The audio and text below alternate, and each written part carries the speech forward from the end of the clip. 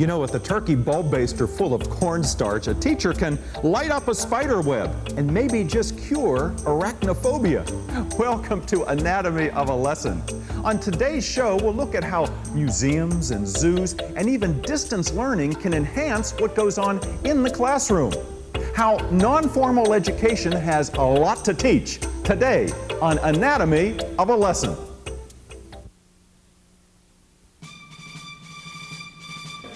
In America, school and education have long been viewed as synonymous.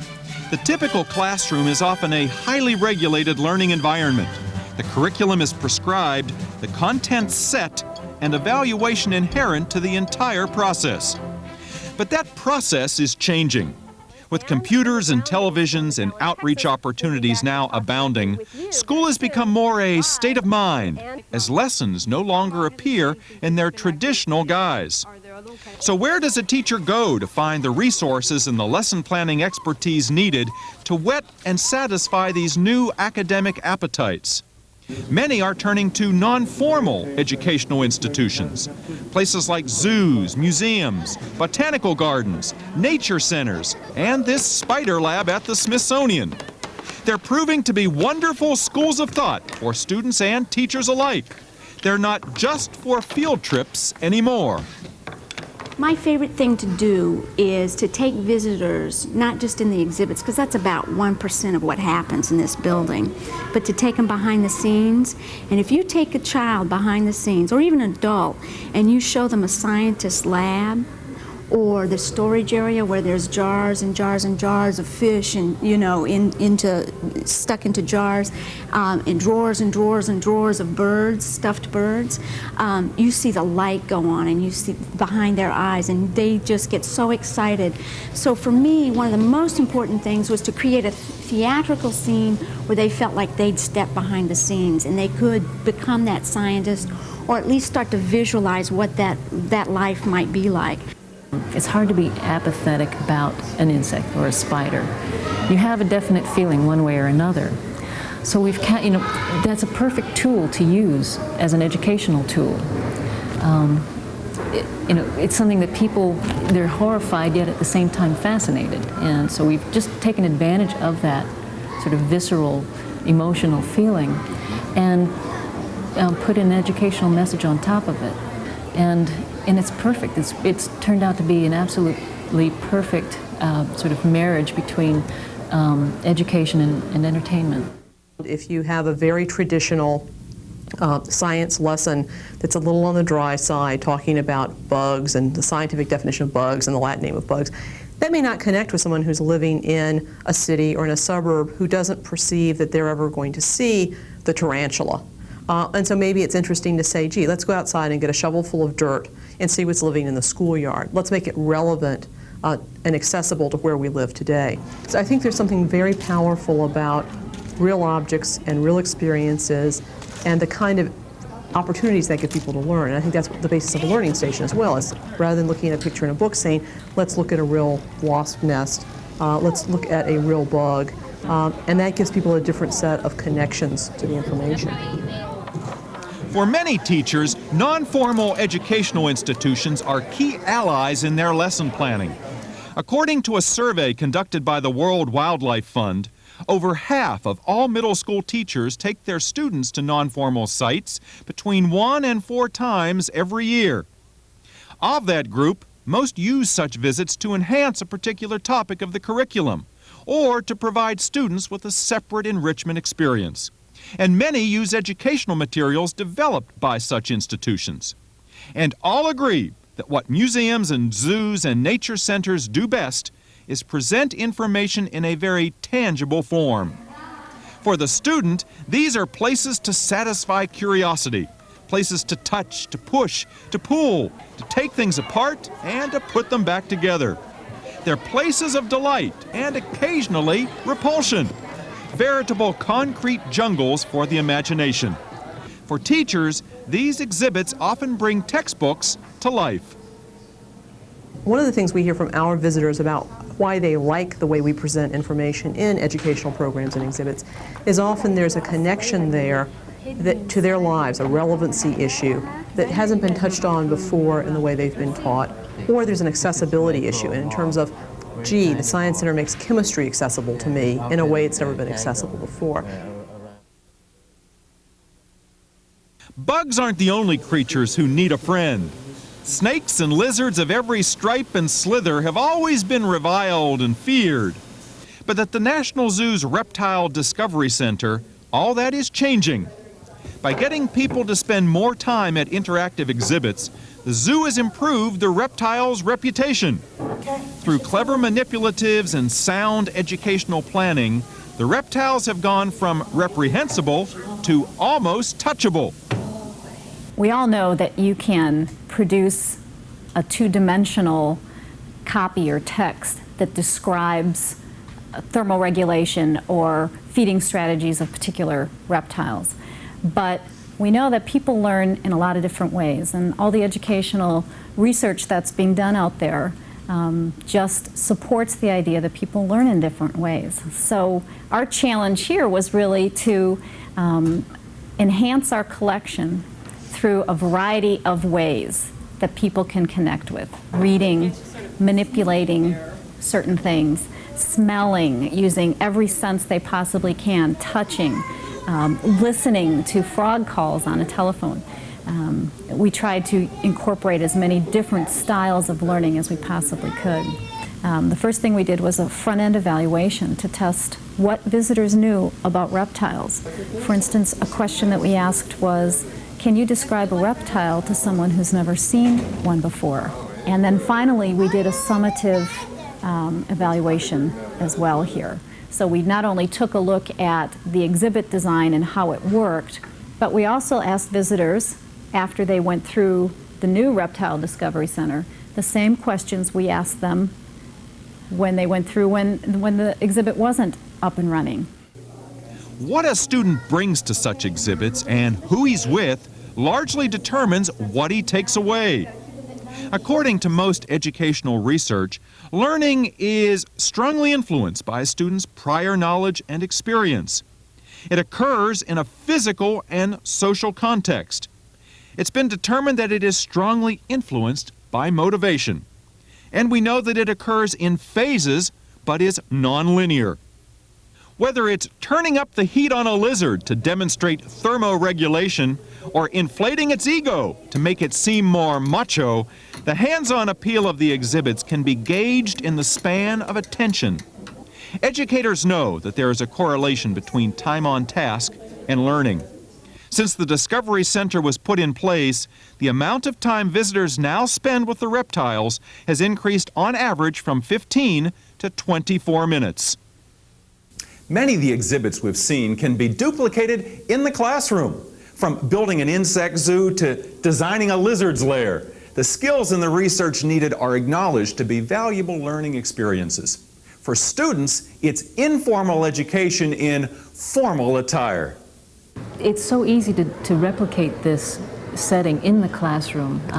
Insects are real easy to keep. Most insects are. And they're right outside. All you need is a shovel and a net and a jar and a terrarium of some sort to put them in. We try to replicate some sort of environmental feel, not just have an isolated insect in a glass case, but put some dirt and branches and leaves and twigs, something to make it look interesting.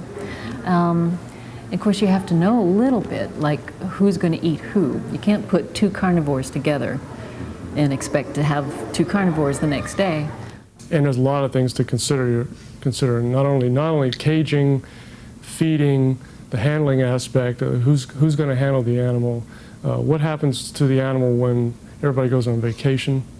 You've got to design independent heating systems to take over and heat the aquarium or the cage system independently of the classroom, because frequently you get classrooms in the vacation times that drop their temperatures down to save electricity, and you end up with a cold snake.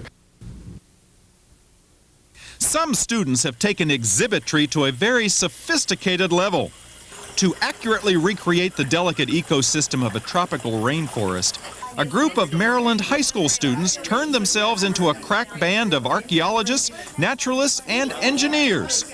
Soon, toucans were being hatched from paper mache, spiders sprang from molds, and Mayan ruins materialized from chicken wire.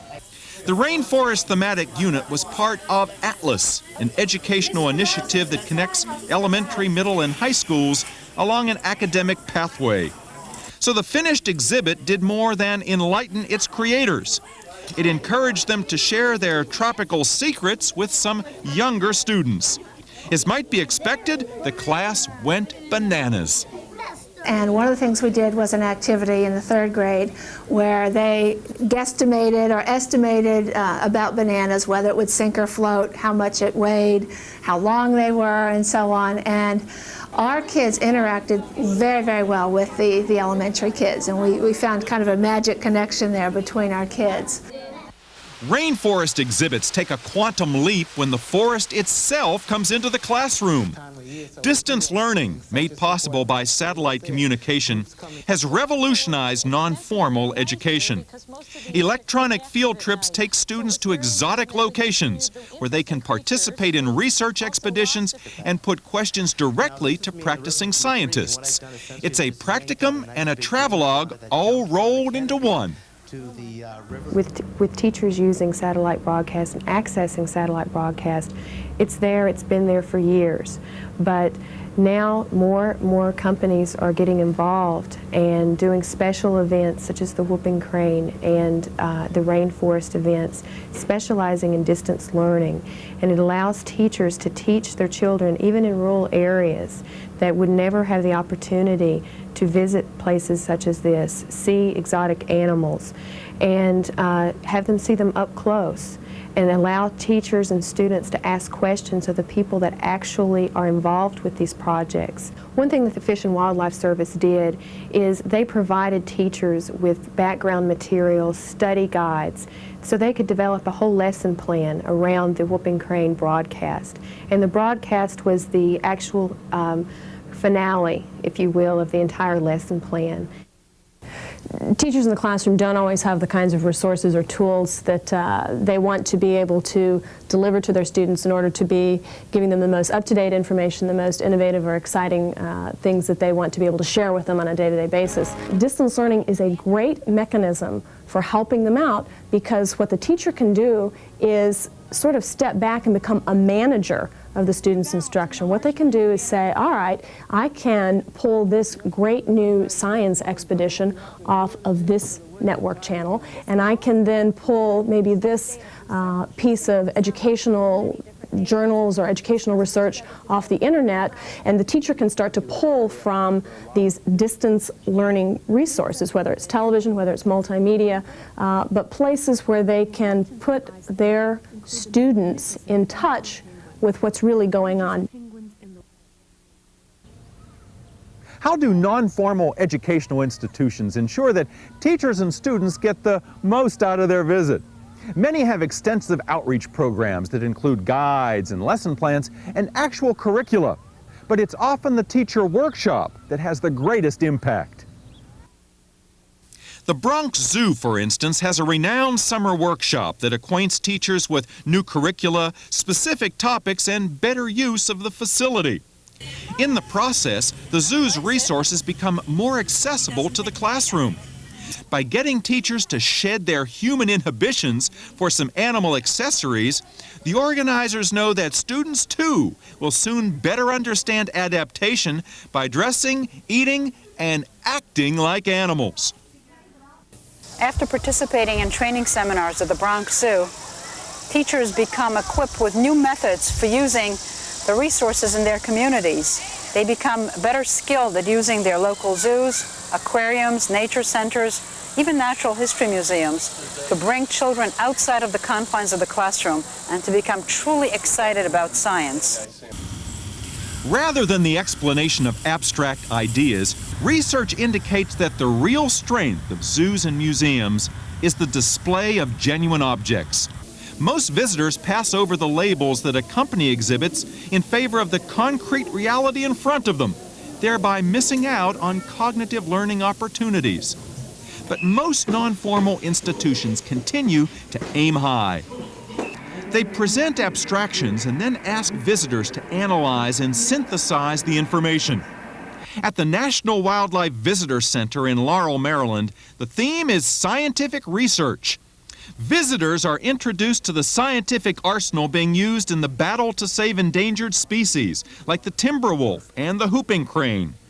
But while the hands-on exhibits encourage interaction and the dioramas provide an authentic research experience, how can their impact be measured?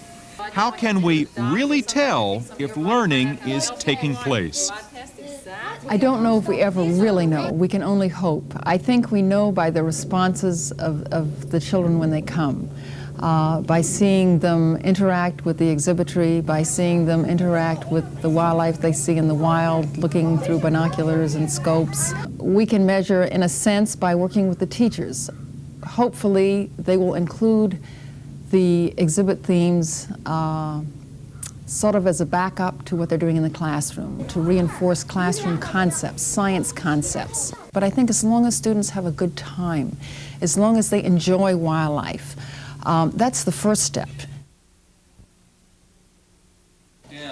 Very good. Like all the non-formal educational sites we've visited, nature centers too provide experiences that serve as catalysts for the classroom.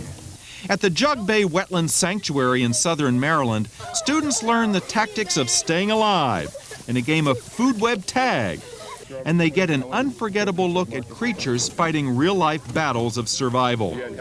They are lessons that become all the more meaningful when they're just the beginning. Sometimes traditional learning in the classroom is okay, but a lot of times they need to get outside, and in science, you know, nature is right out the back classroom door, and it doesn't take a lot of effort to get kids outside doing hands-on activities, whether they're observing birds, counting insects, enumerating grasses, or anything like that, playing nature games. Experiences like that really focus in on why they're learning the theories and facts that they're learning in the classroom. A natural classroom extension to a lesson on predators and prey can be found in owl pellets, bits of indigestible animal parts that the owl coughs up periodically. In the context of a well-planned lesson, the bird's prowess as a hunter is revealed in the telltale skulls and crossbones. But those kinds of revelations don't just happen. Long before the students walk in, the thorough teacher will have assessed the lesson's suitability for her particular students, consulted with her colleagues, and planned appropriately. And she'll have asked herself a series of questions, like how can her students get the maximum benefit from this lesson? What's the relevance of it to their lives? And what non-formal experience might make it even better? The anatomy of a habitat lesson provides some of the answers. Today we're going to be doing some really fun things. Our first objective is we will design and create a terrarium using animals. Objective number 2, we will understand the importance of creating an environment that meets the needs of these animals. As you know, we have been to various places like Jug Bay, some of us have been to Chesapeake Bay. We've also been to the National Zoo and the Smithsonian, and we've been really studying a lot about animal life and habitats. What kinds of things did you see? What kind of animals did you see? What kind of habitats did you see? Think about it. We're going to take what you saw and what you already knew, and we're going to take all that information and create something new and exciting in the classroom today. We're going to make our very own terrarium. Thus, turning a classroom into a nature center begins with clear objectives for student outcomes. By building a terrarium to house arthropods and small amphibians and reptiles, students become both custodians and landlords for living organisms. Guiding those students through a lesson that transforms them from tentative naturalists to responsible caretakers requires a detailed plan. You take what they already know, what they've already experienced, okay, and they're comfortable with that, and they can take it, and they take that knowledge, and they're ready to zoom in to what the new knowledge is going to be. I think the comfort level, when they know something, they take ownership of it. Okay, they construct it, it means something to them. And that's when you come into the constructivist type of learning. Actually taking that prior knowledge and having those children construct something new and wonderful. And as a teacher, I try to engage them at all times so that they, in fact, they look like they're the teachers. In my classroom, I'm the facilitator, they're the teachers as well as the learners. The constructivist teaching learning cycle is now used by science teachers across the country. Based on a model developed by the Biological Sciences Curriculum Study and IBM, the cycle is often called the 5 E's. Lessons begin by engaging students with a nod to their prior experience and giving them a chance to explore a topic with a minimum of teacher involvement. Explanation, the 3rd E, helps put the lesson in perspective by making connections to other disciplines. The final E's, elaboration and evaluation, give students a chance to apply what they've learned and to assess their mastery. What else is it going to need? It's going to need fresh air. Fresh air. And how does it get fresh air? Who can show me? These little holes right here. Okay, because this is a what? Netting. It's a netting. It's a mesh netting. It needs water too. Okay, listen to that. What did you just say? The plants give it oxygen too. Oxygen, and we need that, right? That's part of the food chain. That's part of the ecosystem. All right? Now, if students have done their homework both at school and on their field trips, the terrarium tenants have a good chance at survival, and the lesson has a good chance at success. They've constructed it. They have actually seen it. They saw how they put the terrarium together and it was working. They saw how the animals were adapting themselves to the terrarium. And when they saw that, it was like, yes, we did it.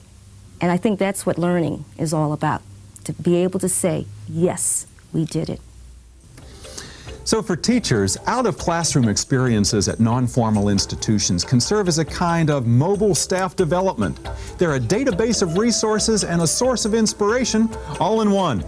So by following models like the 5 E's, lessons inspired by visits to zoos and museums and nature centers can engage your students in the real world of science. Thanks for joining us today on Anatomy of a Lesson.